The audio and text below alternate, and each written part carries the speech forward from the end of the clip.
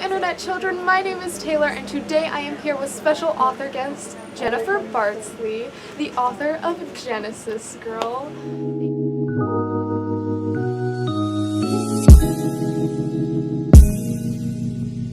Thank you for being here. Thank you so much, Taylor, for having me. It's such a pleasure to meet you. So do you want to tell everybody a little bit about yourself? I live in Edmonds, Washington. I write a column for the newspaper. And on Facebook, I'm the YA gal. So every Tuesday we have Take a Look Tuesday where people share pictures of what they're reading. On Instagram, I'm also the YA gal, so I'm always taking pictures of books and hoping that I'm going to get in the top post for Sock Sunday. It will happen maybe someday. What is the plot of Genesis Girl? Genesis Girl is about a teenager who's never been on the internet. Her name is Blanca, and that makes her so valuable that she gets auctioned off to the highest bidder.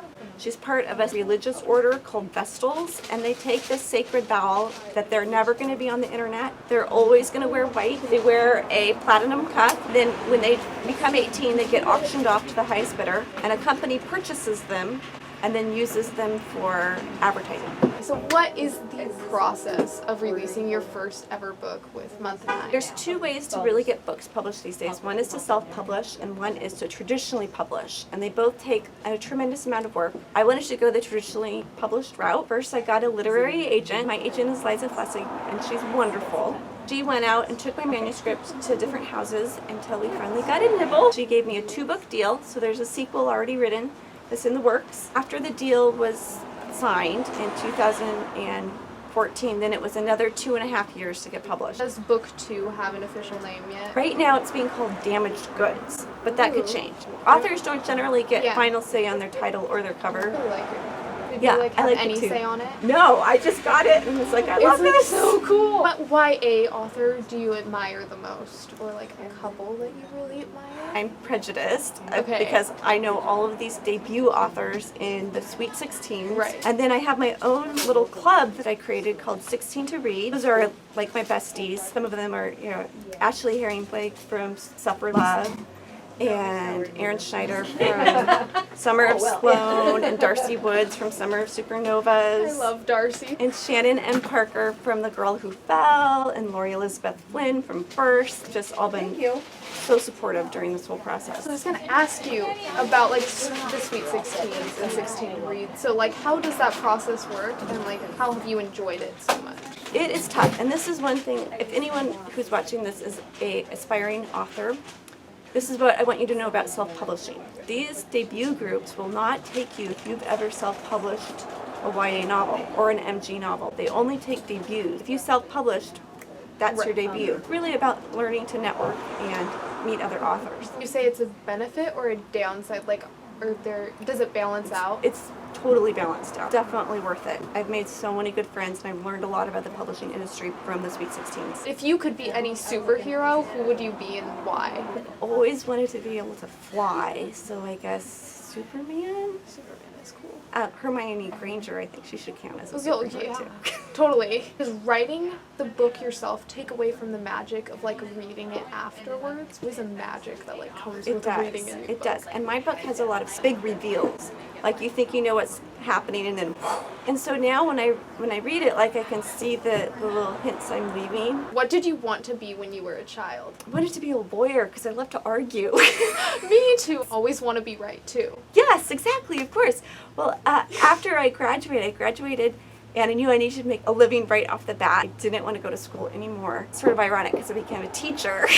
But at that time in California, they were desperate for teachers. Got my teaching credential and started teaching 3rd grade and just fell in love with teaching. I taught for 6 years before I became a stay-at-home mom. So you taught 3rd grade for all those 6 years? Or 3rd grade, 4th grade, kindergarten, and 1st grade. What was your favorite to teach? Kindergarten was really fun because they're so cute. They are so cute. Oh, Blanca, right? Mm-hmm. What type of socks do you think she'd wear? Well, Blanca would only wear white.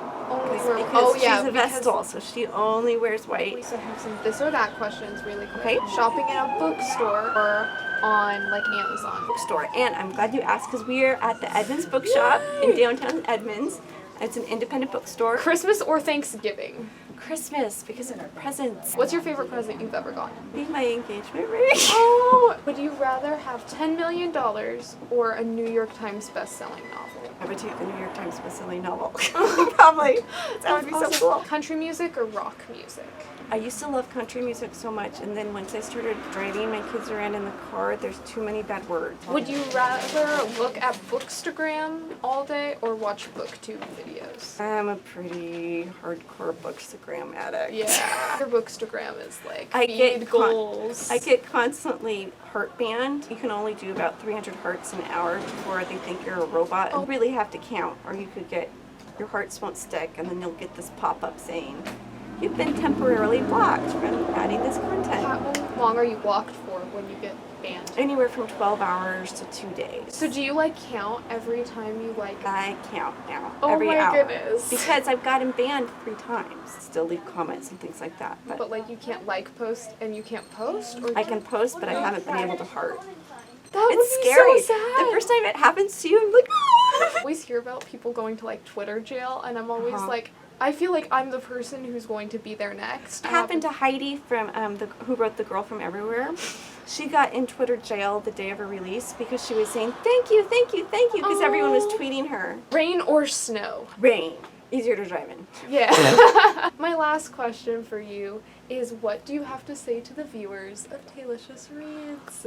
I want to say hi and thank you for watching, and make sure to go down and hit the thumbs up on Taylor's account because she's awesome. So, we forgot to mention that Jennifer and I are hosting a giveaway for a copy of Genesis Girl. Signed by me with a swag bag too. So I will mail that out USA only. Thank you guys for watching, and I totally forgot to put that in the first time. I am so excited to read Genesis Girl, and I hope you're excited to read it too. We'll leave a RAFFLECOPTER link down below so you can just enter that way, and I'll leave tons of extra entries, but you have to be subscribed to this channel to win. So go do that right now. Thank you guys so much for watching. I will see you guys in the next video. Okay, bye! Bye!